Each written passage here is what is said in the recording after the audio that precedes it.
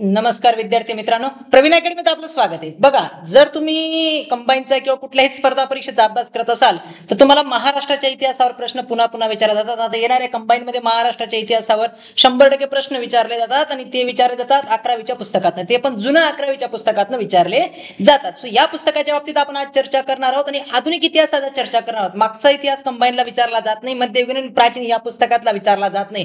तुम्ही म्हणाल सर आम्ही हे पुस्तक आम्ही पण वाचून काढू, तुम्हाला काय गरज आहे याची, पण मी तुम्हाला गॅरंटी देतो मित्रांनो, पूर्ण व्हिडिओ जेव्हा तुम्ही बघाल तर तुम्हाला अशा अनेक छोट्या छोट्या गोष्टी सापडतील ज्या तुम्हाला इतिहासामध्ये कन्फ्युजन असतील आणि आयोग तुम्हाला तिथंच आणि तिथंच फसवतो. सो त्याच्यामुळे आज आपण डिस्कस करणार आहोत 11वीचं पुस्तक, पण ते पण स्पर्धा परीक्षेच्या अँगलने काय करणार आहोत मित्रांनो, डिस्कशन करणार आहोत. तर शेवटपर्यंत व्हिडिओ बघा मित्रांनो. त्याच्यामध्ये आधुनिक इतिहासाला आपण काय करणार आहोत, सुरुवात करणार आहोत. कशाला सुरुवात करणार आहोत मित्रांनो, आधुनिक इतिहासाला काय करणार आहोत, सुरुवात करणार आहोत. ठीक आहे. मध्ययुगीन प्राचीन विचारला जात नाही, मध्ययुगीन आणि प्राचीन काय केलं जात नाही मित्रांनो, विचारला जात नाही. त्याच्यामध्ये सर्वात महत्वाचं प्रबोधनाचं युग, कोणतं विचारलं जातं मित्रांनो, प्रबोधनाचं युग. आता या प्रबोधनाच्या युगामध्ये 19व्या शतकातील जे प्रबोधन झालं त्याच्यामध्ये अनेक धर्म सुधारणा झालेल्या आहेत. त्या धर्म सुधारणाच्या बाबतीत आपल्याला पुन्हा पुन्हा प्रश्न विचारले जातात आणि याच पुस्तकातनं प्रश्न येतात. सो पहिलं जे नाव आहे मित्रांनो, मला मान्य आहे तुमच्यापैकी बरेच जणांनी वाचलं असेल, पण स्पर्धा परीक्षेच्या अँगलने वाचलेलं आहे का हे पण तुम्हाला करणं गरजेचं आहे. ठीक आहे. तर बघा मग मित्रांनो, आज मी तुम्हाला ज्या नोट्स काढून देणार आहे 11वीच्या पुस्तकातल्या, शांततेत एकदम प्रॉपर वेने काय करायचे, लिहून काढायचे आहेत. ठीक आहे मित्रांनो. सो नाना जगन्नाथ शंकर सेठ, पहिले नाव कोणतं आहे समाज सुधारणेमध्ये, महाराष्ट्रातील समाज सुधारणेमध्ये कोणतं नाव आहे, नाना जगन्नाथ शंकर सेठ. आता नाना जगन्नाथ शंकर सेठ यांना मुंबईचे शिल्पकार पण म्हणतात. काय म्हणतात, मुंबईचे काय म्हणतात, शिल्पकार म्हणतात. सो लक्षात आलं मला काय म्हणायचं, मुंबईचे काय म्हणतात, शिल्पकार म्हणतात. ठीक आहे. नाना जगन्नाथ शंकर सेठ यांना, आणि त्यांचा जन्म झालाय 10 फेब्रुवारीला, 10 फेब्रुवारी 1803 रोजी झालाय. कुठे झालाय, 10 फेब्रुवारी 1803 रोजी झालाय, ठाणे जिल्ह्यामधील मुरबाड या ठिकाणी. कुठे झालाय, मुरबाड या ठिकाणी. मात्र कुटुंब व्यवसायासाठी काय आलं होतं, मुंबईत आलेलं होतं. कारण की ठाण्यामध्ये कोकणातले बरेच लोक मुंबईत पूर्वीपासून व्यवसाय करण्यासाठी किंवा नोकरी करण्यासाठी येतात. तो मुरबाडमध्ये जन्म झाला आणि कामानिमित्त त्यांचे कुटुंब कुठं आलं, मुंबईत आलं. आणि त्यांचा बेसिकली सोनार किंवा जव्हारांचा व्यवसाय होता. मोती जव्हार, सोन्याचा व्यवसाय होता. सोने जव्हार हे त्यांचा काय होता, मोस्टली व्यवसाय होता. ठीक आहे. आणि ते प्रचंड श्रीमंत होते आणि आपल्या श्रीमंताचा उपयोग त्यांनी जनकल्याणासाठी केलेला होता. आपल्या श्रीमंतीचा उपयोग त्यांनी कशासाठी केलेला होता, जनकल्याणासाठी होता. लहानपणीच त्यांचे वडील वारलेले होते आणि प्रचंड संपत्ती टाकून गेले. त्या संपत्तीचा उपयोग त्यांनी जनकल्याणासाठी केला. त्यांना 3 भाषा अवगत होत्या, 3 भाषेत ते पारंगत होते. नाना किती भाषेत पारंगत होते, इथून पण प्रश्न डिझाईन झालेला आहे. कोणकोणत्या मग, नाना 3 भाषेत पारंगत होते, मराठी, इंग्लिश आणि संस्कृत. अशा 3 भाषेमध्ये ते काय होते, प्रगत होते. कोण, नानांच्या गोष्टी बाबतीत आपण काय करत आहोत, चर्चा करत आहोत. नाना जगन्नाथ शंकर सेठ. आता बघा, मी खूप काही एक्स्ट्रा टॉपिक लिहून देईल जे तुम्हाला स्पर्धा परीक्षेच्या अँगलने महत्वपूर्ण असतील. ठीक आहे मित्रांनो. बघा, आता त्याच्यानंतर नानांच्या बाबतीचं पुढचं पुस्तक, या पुस्तकामध्ये पुढची माहिती बघा काय दिलेली आहे. आणि बघा, ठीक आहे. आता त्यांनी सर्वात महत्वाचं काय काम चालू केलं, त्यांनी स्थापन केली बॉम्बे नेटिव्ह एज्युकेशन सोसायटीची स्थापना केली. कोणती स्थापना केली मित्रांनो, त्यांनी कशाची स्थापना केली, बॉम्बे नेटिव्ह एज्युकेशन सोसायटीची काय केलेली आहे, स्थापना केलेली आहे 1823. मी चुकीचं नसेल तर बॉम्बे नेटिव्ह एज्युकेशन सोसायटीची काय केली, स्थापना केली. कोणाच्या मदतीने, एल्फिस्टनच्या मदतीने स्थापना केली. आता एल्फिस्टनच्या मदतीने स्थापना केली आणि एल्फिस्टन त्यांचे चांगले परिचयाचे होते. एल्फिस्टन मुंबईचे पहिले गव्हर्नर आहेत, तुम्हाला माहित असेल. एल्फिस्टन मुंबईचे काय आहेत, पहिले गव्हर्नर आहेत. बरोबर आहे. 1819 पासून ते मुंबईचे गव्हर्नर झाले, तर 1827 पर्यंत ते मुंबईचे काय होते, गव्हर्नर होते. आता बॉम्बे नेटिव्ह एज्युकेशन सोसायटीमध्ये कन्फ्युजन काय बघा, बॉम्बे नेटिव्ह एज्युकेशन सोसायटीमध्ये कन्फ्युजन काय, अजून एक संघटना आहे सेम नावाने. ही कोणती आहे, बॉम्बे नेटिव्ह एज्युकेशन सोसायटी नावाची संघटना आहे. बरोबर आहे. आणि एक आहे, वरती लिहून देतो, बॉम्बे. एक आहे बॉम्बे मुंबई का लिहितोय मी, बॉम्बे. ओके, इथे लिहितो, सॉरी, बॉम्बेची स्पेलिंग चुकली. तुम्ही म्हणाल सर तुमच्याकडनं एवढी नॉर्मल मिस्टेक होणं शक्य नाही. ठीक आहे, नॉर्मल मिस्टेक होणं शक्य नाही. Bombay education society, Bombay education society ही एक संघटना आहे मित्रांनो. आणि एक आहे बॉम्बे नेटिव्ह एज्युकेशन सोसायटी. हिच्यामध्ये कोणता शब्द ऍड केलेला आहे, कोणता शब्द ऍड केला आहे, नेटिव्ह. नेटिव्ह म्हणजे स्थानिक. मग नाना स्थानिक होते म्हणून त्यांची स्थानिक संघटना लक्षात ठेवायची, बॉम्बे नेटिव्ह एज्युकेशन सोसायटी. आणि बॉम्बे एज्युकेशन सोसायटी जी होती ती एल्फिस्टनची होती. बॉम्बे एज्युकेशन सोसायटी कोणाची होती मित्रांनो, एल्फिस्टनची होती. क्लिअर आहे मला काय म्हणायचंय, बॉम्बे एज्युकेशन सोसायटी कोणाची आहे, एल्फिस्टनची आहे. आणि बॉम्बे नेटिव्ह एज्युकेशन सोसायटी कोणाची आहे मित्रांनो, नानाची आहे. आणि या बॉम्बे नेटिव्ह एज्युकेशन सोसायटीने मुंबई बाहेर अनेक शाळा चालू केल्या. पुढे आपण त्या डिटेल पण करणार आहोत. त्याच्यानंतर सर्वात महत्वाची ही एक संघटना students literary and scientific society. ही कोणाची आपण पुढे डिस्कस करणार आहोत 15-20 मिनिटांनंतर. स्टुडंट्स लिटररी अँड सायंटिफिक सोसायटीमध्ये नानांनी खूप मोठ्या प्रमाणात काय केला, आर्थिक सहभाग दिलेला आहे, आर्थिक मदत नानांनी केलेली आहे. आता एक कन्सेप्ट डोक्यात टाका, नानांनी आता एक कन्सेप्ट डोक्यात टाका, इथं लिहून देतो बघा, इथं लिहून देतो काय बघा महत्वाचं. स्त्री शिक्षणाबद्दल नानांना फार आस्था होती आणि त्यांनी स्त्रियांचं शिक्षण मिळावे म्हणून आपल्या राहतेगिरी मुलांची पहिली शाळा चालू केली, मुलींची पहिली शाळा चालू केली. आता तुम्ही म्हणाल महाराष्ट्रात पहिली शाळा मुंबईमध्ये पुण्यामध्ये, बरोबर आहे. आता इथं कन्फ्युजन नाही व्हायचं. आता तुम्हाला माहित असेल की ही कन्सेप्ट बघा, राहत्या घरी त्यांनी मुलींची पहिली शाळा चालू केली, ही लाईन महत्वाची आहे. राहत्या घरी मुंबई मुलींची काय केली, पहिली शाळा चालू केली. तुम्ही बघाल तर 1848 ची गोष्ट करतो मी, 1848 ची, बरोबर आहे. पुण्यामध्ये फुलेंनी काय चालू केली होती, पुण्यामध्ये फुलेंनी काय चालू केली होती, महात्मा फुलेंनी काय चालू केली होती, भिड्यांच्या वाड्यात मुलींची पहिली शाळा. कोणाच्या वाड्यामध्ये, भिड्यांच्या वाड्यामध्ये. आठवतं, सोपं असेल, वाड्यामध्ये, भिड्यांच्या वाड्यामध्ये पहिली शाळा, बरोबर आहे. पहिली शाळा मुलींची. आणि त्याच्यानंतर पुढच्याच वर्षी म्हणजे 1849, पुढचंच वर्ष सांगतोय मी, 1849 या 1849 ला मुंबईमध्ये नानांनी आपल्या राहत्या घरी मुलींची पहिली शाळा चालू केली. कन्सेप्ट डोक्यात आली मित्रांनो.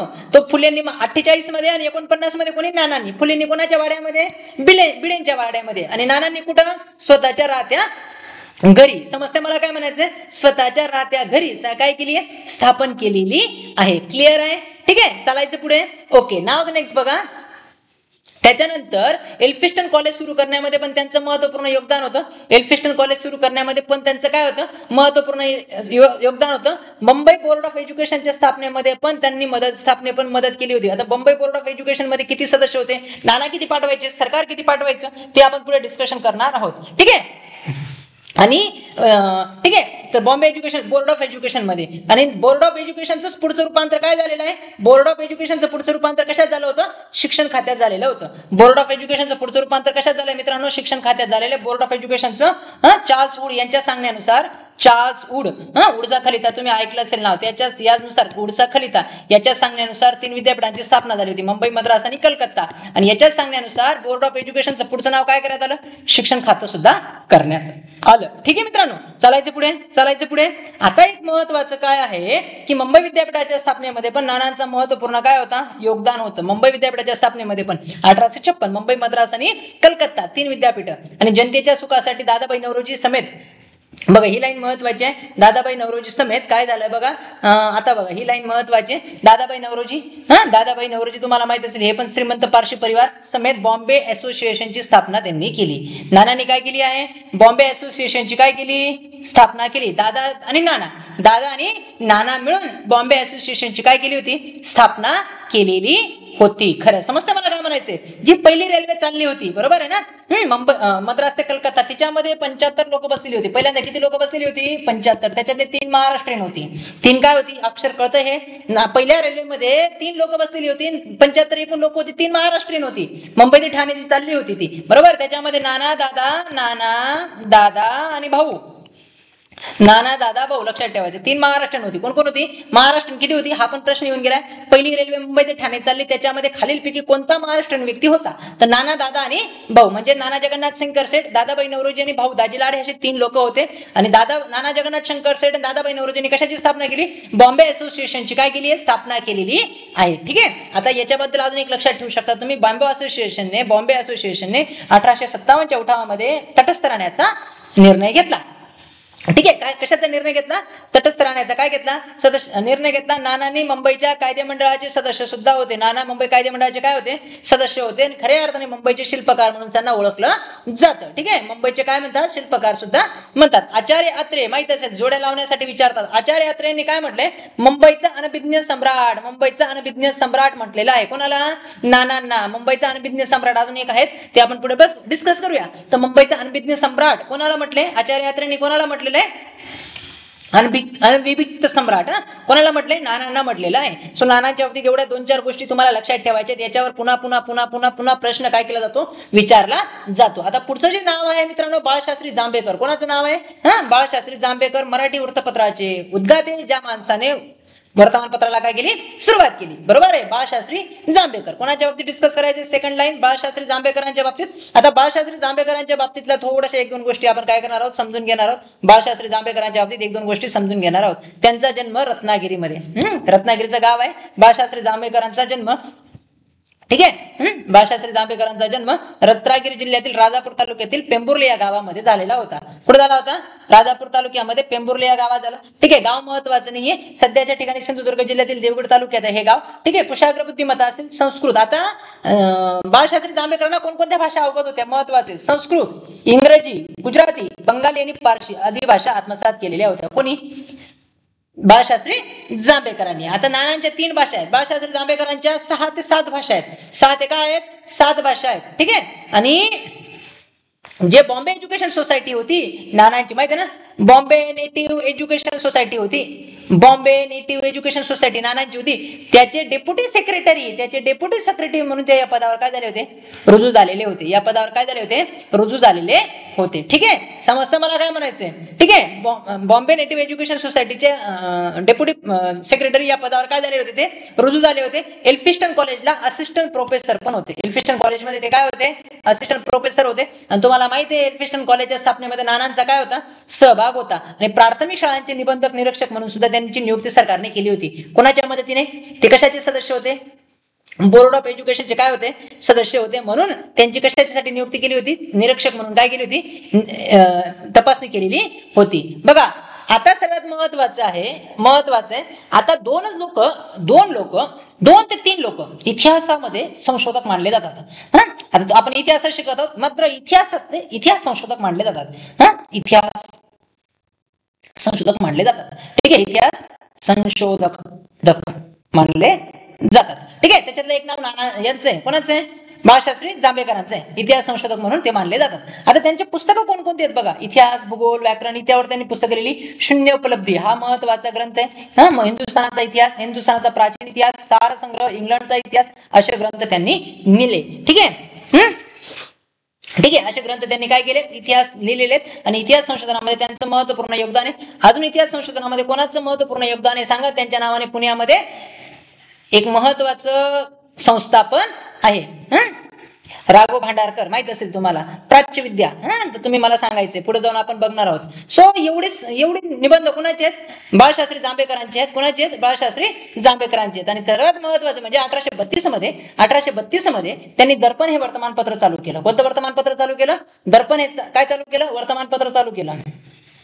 मराठी भाषेतलं पहिलं वृत्तपत्र 1832 मध्ये. ठीक आहे. वर्तमानपत्र काय केलं, सुरू केलं. दोघं भाषेमध्ये यायचं, ते अर्ध्या पेजवर यायचं, अर्ध्या पेजवर. असं एक पेज असेल तर अर्ध्या भाषेत मराठीत यायचं, अर्ध कुठं यायचं, इंग्लिश मध्ये यायचं. 1832 पासून ते 1840 पर्यंत चालवलं. कुठपर्यंत चालवलं, 1832 ते 1840. 1832 ते 1840 अंक पाठ असते पाहिजे. दर्पण चाललं, मराठीतलं पहिलं वर्तमानपत्र. म्हणून त्याला त्यांना त्यांच्या नावाने त्यांचा जन्मदिवस म्हणून काय साजरा केला जातो, पत्रकार दिन म्हणून साजरा केला जातो. 10 फेब्रुवारी, बरोबर आहे. त्यांचा जन्मदिवस पत्रकार दिन म्हणून काय केला जातो, साजरा केला जातो. ठीक आहे. क्लिअर आहे. 1832 ते 1840. आणि 1840 मध्ये त्यांनी हे दर्पण बंद केलं आणि दिग्दर्शन नावाचं मासिक चालू केलं. ठीक आहे. कोणतं मासिक चालू केलं होतं, दिग्दर्शन नावाचं 1840 मध्ये मासिक चालू केलं. आता दिग्दर्शन जे मासिक आहे मित्रांनो, ते एक्स्ट्रा लक्षात ठेवायचं. दिग्दर्शन जे मासिक आहे ते विज्ञानाच्या प्रचार प्रसारासाठी आहे. कोणाच्या प्रचार प्रसारासाठी मित्रांनो, विज्ञानाच्या प्रचार प्रसारासाठी आहे. ठीक आहे मित्रांनो, प्रचार प्रसारासाठी आहे. प्रसारासाठी होतं, विज्ञानाच्या प्रचार प्रसारासाठी काय होतं. ठीक आहे. हे मासिक होतं. ठीक आहे. आता त्यांना काय काय म्हणतात बघा, आद्य सुधारक. ठीक आहे. त्यांना काय काय म्हणतात, आद्य सुधारक. ठीक आहे मित्रांनो, त्यांना काय म्हणतात, आद्य सुधारक म्हणतात. मराठी वृत्तपत्राचे जनक म्हणतात, आद्य इतिहास संशोधक म्हणतात. असे 3 महत्वाचे नावं म्हणून ओळखले जातात. शिक्षण तज्ञ, ज्येष्ठ पत्रकार वगैरे त्यांचं सन्मान आहेत. पण 3 नावं लक्षात ठेवायची. मराठी वृत्तपत्राचे जनक हे दर्पण मराठी भाषेतलं पहिलं वर्तमानपत्र त्यांचं होतं. 1832 ते 1840. आता बघा मित्रांनो, त्यांच्या बाबतीत अजून आपल्याला काय करतात, त्यांचा मृत्यू झालेला आहे 1846 मध्ये. ठीक आहे. त्यांना जास्त काळ आयुष्य लाभलं नाही. त्याच्यानंतर पुढचं जे नाव आहे दादोबा पांडुरंग तडखरकर. तुम्हाला माहित असेल तडखरकर बंधू 3 आहेत. मी 2-3 वेळा आता एवढ्यामध्ये सांगितलं. दादोबा पांडुरंग तडखरकर. कोण आहेत, दादोबा आहेत, बरोबर आहे, दादोबा आहेत. त्याच्यानंतर आत्माराम पांडुरंग तडखरकर आहेत. आत्माराम बेसिकली डॉक्टर होते.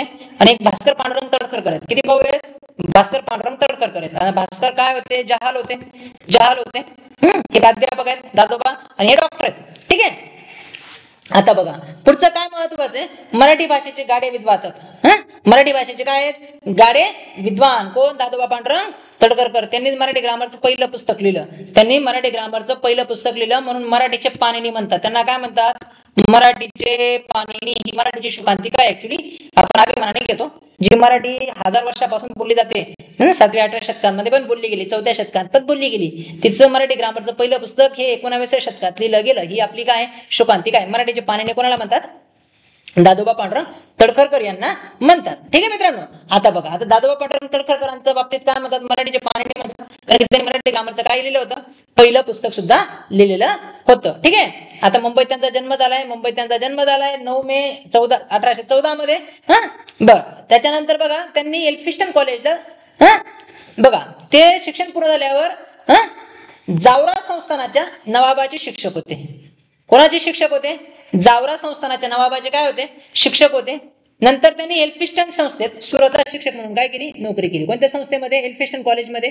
1852 मध्ये डेप्युटी कलेक्टर म्हणून त्यांची नियुक्ती करण्यात आली. 1852 मध्ये डेप्युटी कलेक्टर म्हणून त्यांची काय करण्यात आली? नियुक्ती करण्यात आली. आणि भिल्लांचा बंड मोडण्यास ते कुशलतेने उपयोग केला. भिल्लांचा बंड कुठे झालाय? खानदेशमध्ये. ठीक आहे. निवृत्तीनंतर बडोदा संस्थानात दुभाषी म्हणून त्यांनी काम केलं. दुभाषी म्हणजेच कन्व्हर्टर. बरोबर आहे. दुभाषी म्हणून काय केलं? कन्वर्ट केलं. आणि दादोबा पांडुरंग यांची कार्याची पावती म्हणून सरकारने त्यांना राव बहादूर ही पदवी दिलेली होती. कोणती पदवी दिलेली होती? राव बहादूर ही काय दिलेली होती? पदवी दिलेली होती. एवढे जे शब्द आहेत ते तुम्हाला पुन्हा काय करायचे? लक्षात ठेवायचे. खालीलपैकी कोणत्या माणसाने भिल्लांचा बंड मोडून टाकला? ठीक आहे. दादोबा पांडुरंग तडकरकर. ठीक आहे. जावरा संस्थानाचे शिक्षक, एल्फिस्टन कॉलेजचे प्राध्यापक. ठीक आहे. आता बघा त्याच्यानंतर सर्वात महत्वाचं म्हणजेच काय? धार्मिक सुधारणा पण केल्या दादोबा पांडुरंग तडकरकरांनी. दादोबा पांडुरंग तडकरकरांनी तुम्हाला माहिती आहे प्रार्थना समाजामध्ये त्यांचं महत्वपूर्ण योगदान आहे. दादोबा पांडुरंग तडकरकरांनी काय केल्या होत्या? धार्मिक सुधारणा पण केल्या होत्या. आता तुम्हाला हे पण माहिती आहे 1844 मध्ये. केव्हाची गोष्ट आहे? 1844 मध्ये सुरतमध्ये जेव्हा ते एल्फिस्टन कॉलेजला होते, सुरतच्या एल्फिस्टन कॉलेजमध्ये होते, तेव्हा दुर्गाराम मच्छराम, नाव महत्वाचं आहे, दुर्गाराम मच्छराम, दिनमणी शंकर लजपत राय इत्यादी सहकाऱ्यांच्या मदतीने मानव धर्म सभा स्थापन केली. आणि मानव धर्म सभा इथे लिहून देतो, मानव धर्म सभा ती कालांतराने बंद झाली. पुढचं कशात झालं? प्रार्थना समाजामध्ये झालं. तिचं पुढचं कशामध्ये झालं? प्रार्थना समाजामध्ये झालं. मी तुम्हाला मागच्या लेक्चरमध्ये सांगितलं होतं प्रार्थना समाज एका माणसाच्या याने मोठी होऊन, एका माणसाला भाषणाने मोठी होऊन प्रार्थना समाजाची काय झाली होती? स्थापना झाली होती. मागचा व्हिडिओ बघा, त्याच्यामध्ये तुम्हाला सापडेल. आणि प्रार्थना समाज कोणाचं रूप मानलं जातं? कोणाचं? महाराष्ट्रातली शाखा मानली जाते. ब्राह्मण समाजाच्या महाराष्ट्रातली काय मानली जाते? शाखा मानली जाते. ब्राह्मण समाजाच्या महाराष्ट्राची काय मानली जाते? शाखा मानली जाते. जे काम बंगालमध्ये ब्राह्मण समाज करायचा तेच काम महाराष्ट्रामध्ये प्रार्थना समाज करायचा. पण प्रार्थना समाजाच्या आधी कोणती सभा आहे? मानव धर्म सभा. आता जोड्या लावण्यासाठी पण येतो. कोणता समाज कुठे स्थापन झाला हे जोड्या लावण्यासाठी पण येतं. मग मानव धर्म सभा कुठे लक्षात ठेवायची? सुरत. मानव धर्म सभा कुठे? सुरत. प्रार्थना समाज कुठे? मुंबई. प्रार्थना समाज कुठे?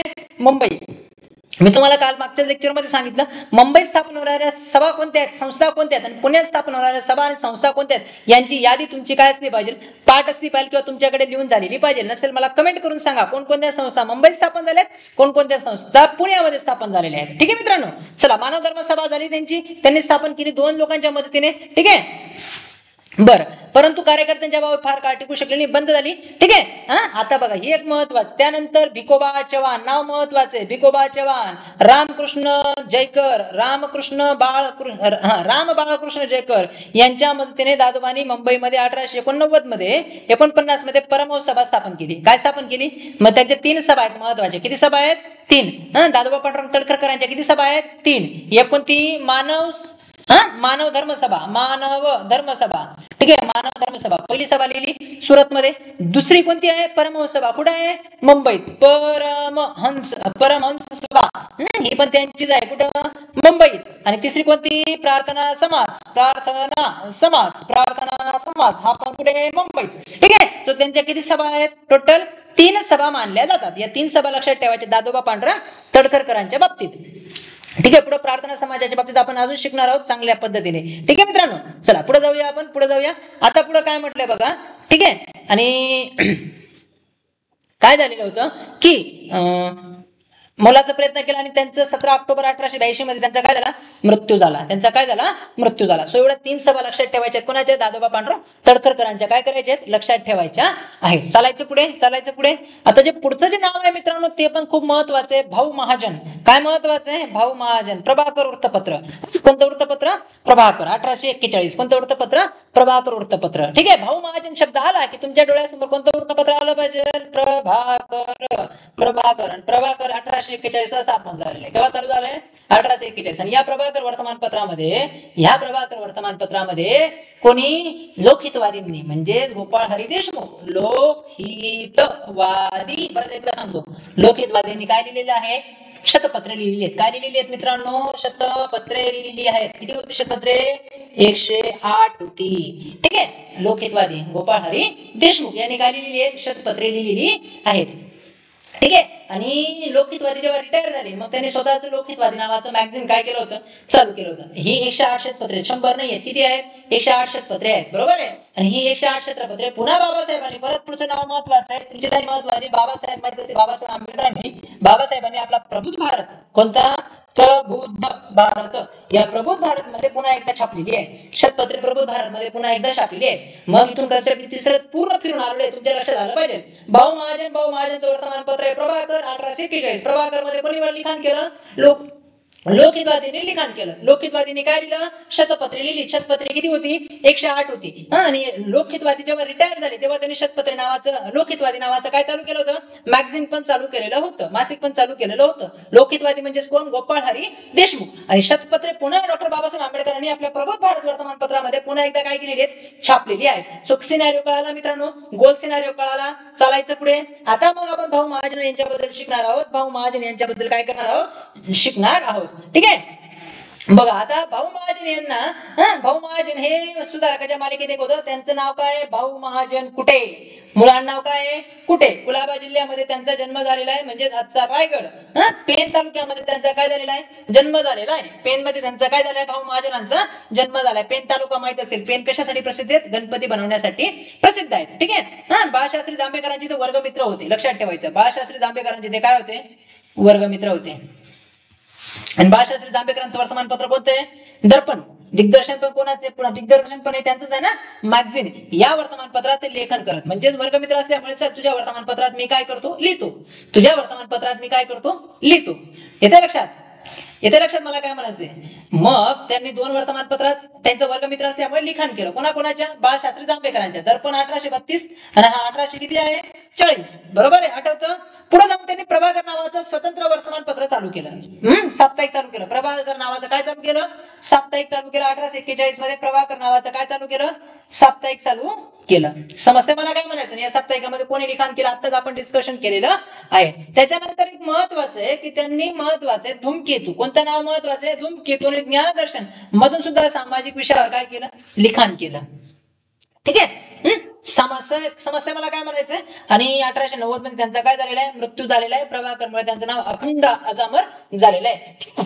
मूर्तिपत्र क्षेत्रात त्यांचं नाव प्रभाकरने अजामर झालेलं आहे. ठीक आहे. तर भाऊ महाजनांबद्दल तुम्ही एवढा डाटा लक्षात ठेवायचा आहे. 2 वर्तमान, आधी त्यांचे वर्गमित्र कोण आहेत, त्यांच्या वर्गमित्रात त्यांनी लिखाण केलं.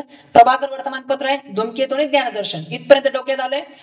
मी जे बोलतोय 2दा-3दा रिपीट करणार आहात. इथून 4-5 प्रश्न डिझाईन होतात म्हणजे होतात, कन्फर्म होतात म्हणजे होतात.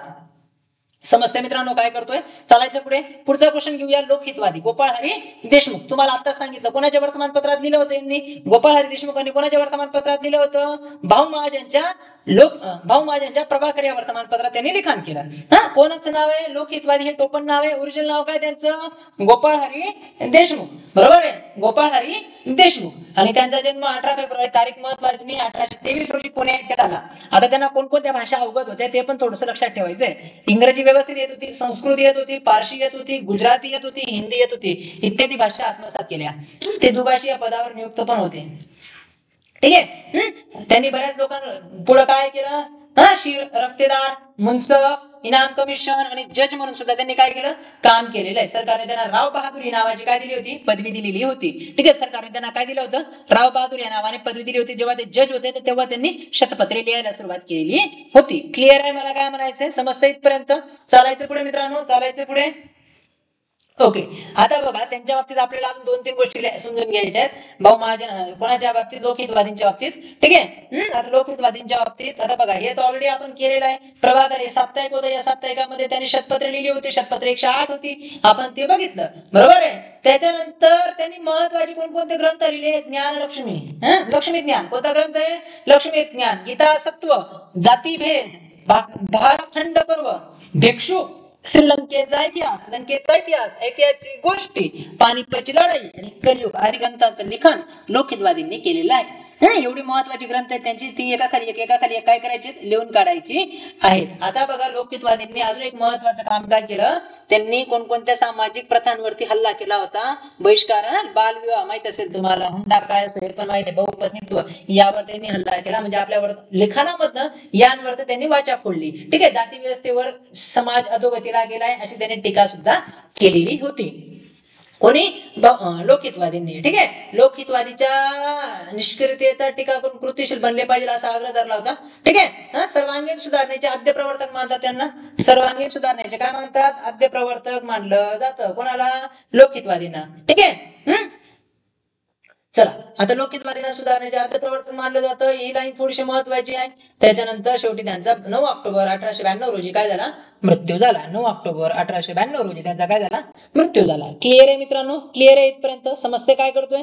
समजते काय करतोय? आता पुढचं जे नाव आहे मित्रांनो, भाऊ दाजी लाड, डॉक्टर भाऊ दाजी लाड. तुम्हाला आठवत असेल डॉक्टर भाऊ दाजी लाड. बघा आता हे भाऊदाजी लाडचं समजण्याआधी आपण थोडस 1-2 गोष्टी लिहूया. काय झालं होतं? खंडाळा गटामध्ये तुम्हाला माहिती असेल पुण्याहून भारताचा एक गव्हर्नर होता, ग्रँड डफ. कोण होता? इथे लावून लिहून देतो, ग्रँड डफ. ठीक आहे. डफ हा पुण्याहून मुंबईला जात होता. पुण्याहून कुठे जात होता?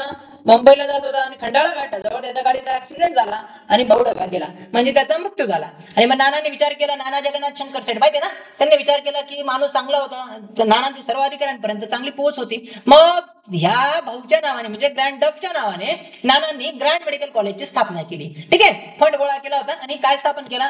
ग्रँड मेडिकल कॉलेजची काय केली? स्थापना केली 1845 मध्ये. ठीक आहे. केव्हा स्थापना केली? 1845 मध्ये. 1851 मध्ये पहिली तुकडी बाहेर पडली. मी तर लिहून देतो, 1851 मध्ये पहिली तुकडी काय झाली? बाहेर पडली. त्याच्यामध्ये 10 लोकांनी भाग घेतला होता. ऍडमिशन होती. किती लोकांचं ऍडमिशन होतं? 10 लोकांचं ऍडमिशन होतं. पहिल्या बॅच मध्ये किती लोकांचं ऍडमिशन होतं? 10 लोकांचं ऍडमिशन होतं. आणि या 10 लोकांमध्ये अक्षर दिसतंय तुम्हाला, या 10 लोकांमध्ये 2 होते. एक होते भाऊदाजी लाड, एक कोण होते? डॉक्टर भाऊदाजी लाड. आणि एक होते डॉक्टर दादो आत्माराम पांडुरंग तळकरकर. एक कोण होते? आत्माराम. म्हणजे दोघं झाले क्लासमेट, आत्माराम पांडुरंग तळकरकर. आणि तिसरा अजून एक होते, ते नापास झाले होते, त्यांनी डॉक्टरचं एज्युकेशन कंप्लीट केलं नाही. तर तिसरे जे होते ते होते बाबा पदमजी. कोण होते? बाबा पदमजी. माहिती आहे ना, त्यांनी यमुना पदमजी. ठीक आहे. त्यांनी यमुना पर्यटन लिहिलं होतं, ते यमुना पर्यटनची प्रस्तावना पण आपण काल परवा केलेली आहे. ठीक आहे. तर बाबा पदमजी होते. ठीक आहे. हे 3 लोक होते. बाबा पदमजींनी पूर्ण एज्युकेशन कंप्लीट केलं नाही, म्हणून या दोघा लोकांनी कंप्लीट केलं. ठीक आहे. आणि भाऊदाजी लाड यांचा शेवटी त्यांना अर्धांगवायूचा झटका आला आणि त्यांचा मृत्यू झाला. लक्षात ठेवायचंय, भाऊदाजी लाड यांचा मृत्यू कसा झालाय? पॅरालिसिस, वायूचा झटका आला आणि त्यांचा काय झाला? मृत्यू झालेला आहे. पॅरालिसिसमुळे भाऊदाजी लाड यांचा काय झालाय? मृत्यू झालेला आहे. आणि फुलेंचा सुद्धा मृत्यू म्हणजे अर्धांगवायूमुळे झालेला आहे. लक्षात आलं मला काय म्हणायचंय? फुलेंचा मृत्यू पण कुठे झालेला आहे? अर्धांगवायूमुळे झालेला आहे. ही 2 नावं लक्षात ठेवायची. ठीक आहे. आणि यांनी कुष्ठरोगावर औषध शोधण्यासाठी खूप मदत केली आहे, खूप प्रयत्न केले, म्हणून यांना भारताचे धन्वंतरी म्हणतात. काय म्हणतात? धन्वंतरी सुद्धा म्हणतात. ठीक आहे. आता भाऊदाजी लाड, त्याचं ओरिजिनल नाव काय? रामचंद्र विठ्ठल लाड. काय आहेत? यांनाच भाऊदाजी लाड म्हणतात. 7 सप्टेंबर 1824 मध्ये गोव्यातील मांजरे येथे त्यांचा काय झाला? जन्म झाला. उद्योगधंद्यासाठी कुटुंब मुंबईत आलं. नेहमीप्रमाणे आज पण तसंच होतंय. गोव्यातील अनेक कोकणातील कुटुंब मुंबईत येतात. ठीक आहे. आणि 2 वर्ष एल्फिस्टन कॉलेज इन्स्टिट्यूटमध्ये, एल्फिस्टन इन्स्टिट्यूट माहिती आहे ना, एल्फिस्टन कॉलेजमध्ये विज्ञानाचे शिक्षक होते. 1845 मध्ये ग्रँड मेडिकल कॉलेजची स्थापना झाली आणि दादांनी नोकरी सोडून विद्यार्थी कॉलेजमध्ये काय घेतला? प्रवेश घेतला आणि 51 मध्ये डॉक्टरची पदवी संपादन केली. पहिल्या बॅचचे 10 पोरांमध्ये जे 8 पोरं पास झाले त्याच्यामध्ये भाऊदाजी लाड होते. कोण होते? भाऊदाजी लाड होते. त्याच्यानंतर एक महत्वाचं नाव मी तुम्हाला सांगितलं, डॉक्टर आत्माराम पांडुरंग तळकरकर सुद्धा होते. ठीक आहे. तर मग भाऊदाजी लाड यांनी 1851 मध्ये डॉक्टरची पदवी घेऊन बाहेर पडले. ठीक आहे. आता बाहेर पडल्यानंतर काय केलं बघा, त्यांनी कुष्ठरोगावर औषध शोधून काढल्यामुळे त्यांना धन्वंतरी म्हणून ओळखतात. कुष्ठरोगावर औषध शोधून काढल्यामुळे काय म्हणतात? धन्वंतरी म्हणतात. ठीक आहे. स्त्री शिक्षणाचा पुढाकार घेतला आणि मुलींच्या आर्थिक छळ सहन करताना एक शाळा सुरू केली होती. पुढे आपण ती शाळा बघणार आहोत. विधवा विवाहाचा पण त्यांनी काय केलाय? पुरस्कार केलेला आहे. ठीक आहे. आणि त्यांनी नाना जगन्नाथ शंकर सेठ, हे नाव महत्वाचं आहे. नाना जगन्नाथ शंकर सेठ, दादाभाई नौरोजी यांनी 1852 मध्ये बॉम्बे असोसिएशनची स्थापना केली होती. त्याच्यामध्ये यांनी मदत केलेली होती. कोणी? भाऊ दाजी लाड यांनी काय केली होती? मदत केलेली होती. ठीक आहे मित्रांनो, चालायचं पुढे. ओके, आता त्याच्या बाबतीत अजून एवढं लक्षात ठेवायचंय. आणि 1874 मध्ये त्यांचा काय झालेला आहे? मृत्यू झालेला आहे. ठीक आहे. आता 1874 मध्ये काय झालंय? त्यांचा मृत्यू झालेला आहे. क्लिअर आहे? सध्या तुम्ही एवढं भाऊ दाजींबद्दल एवढं लक्षात ठेवण्याचा काय करायचं आहे? प्रयत्न करायचा आहे. चला पुढचं नाव घेऊया आपण. पुढचं नाव घेऊया विष्णुबुवा ब्रह्मचारी.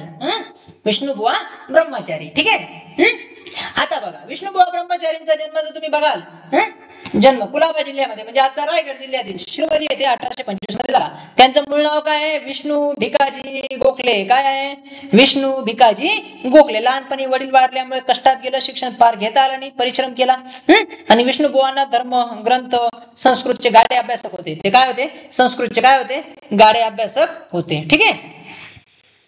आता बघा, ही एक लाईन महत्वाची आहे. विष्णुबुवा ब्रह्मचारींनी ख्रिश्चन धर्माच्या प्रसाराला उत्तर देण्यासाठी मुंबईत जाहीर व्याख्यान द्यायला काय केली?